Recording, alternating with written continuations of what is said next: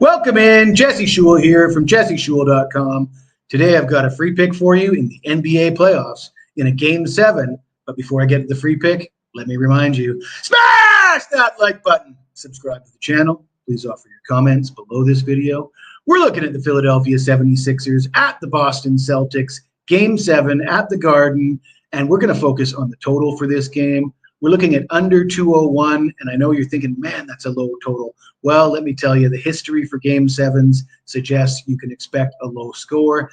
Dating back to 2017, the last 20 NBA Game 7s, 13 of them have failed to combine for 200 total points. The losing team has failed to score 100 points in 14 of those 20 games, and only 2 of those 20 games saw a combined 220 points. So we're expecting a low score here, and that brings me to my next point. And you're going to want to listen carefully here because this is a strategy that you can use and reuse over and over and over again when you see an anomaly like what we're seeing here with a total of 201 when the last meeting in the regular season was 226. Game 1 of this series, the total was 215.5.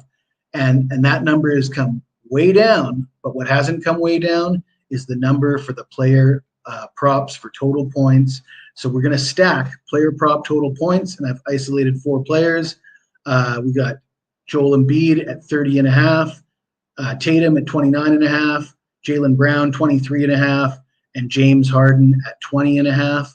Now in Game 6 of this series, we saw a low-scoring game. Jaylen Brown scored 17, Tatum 19, Embiid 26, and Harden just 13. So all of those players fell well short of these points total numbers for Game 7. And like I said, history tells us you can expect a low score in Game 7. And stacking player props like this is something that isn't new to me. I was able to do it twice highly successfully in 2017. The 2017 NFC Championship game between the Atlanta Falcons and the Green Bay Packers. It was the highest recorded playoff total in history at the time, yet the bookmakers failed to adjust the numbers for the player props, and I just went over in passing yards, receiving yards, receptions, and such props based on the fact that there was going to be more scoring. They're going to have to put up bigger numbers, and those players are going to accumulate yards and statistics, and I cleaned house on that. And then there was the NBA Finals in the same year. I went 6-0 with player props in the NBA Finals. And what happened in that case was it was Steph and KD on the Warriors against LeBron and the Cavaliers. And they were offering player points totals for the entire series.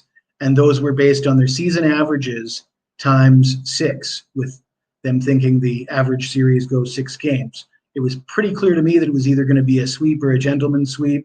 And there was no way that any of these players were going to reach that number in 4 or 5 games. So I picked 6 players, picked 6 numbers, went 6-0.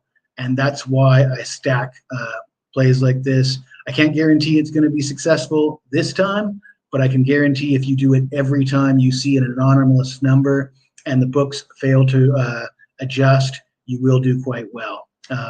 By the way, the banner at the bottom of your screen, for a limited time at jesseshule.com, you can get all my picks with all sports for 365 days for one low price of $999. And why should you be interested in that? Well, let's have a look at the last 365 days.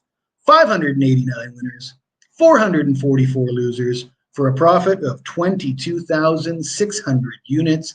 That's almost 23 grand for dime. Oh, sorry, that's almost 23 grand for dime players. $2,300 for $100 bettors. Not a bad day at the office. If you got $999 in your pocket, you come see me at jesseshule.com. You'll be glad that you did.